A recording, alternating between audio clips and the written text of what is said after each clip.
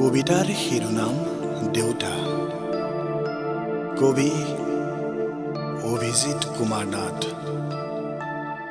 আবৃত্তি কৰিছোঁ মই বিকাশ দাস। দেউতা, তোলৈ ঘনাই মনত পৰিছে অ'।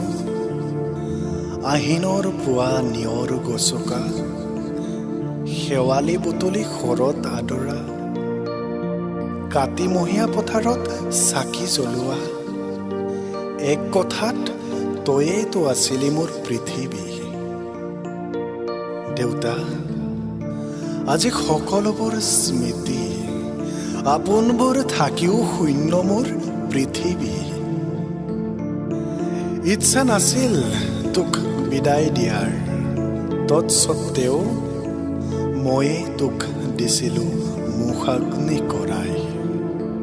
আৰু লগতে দাহ হৈছিল তোৰ অজস্ৰ সপোন।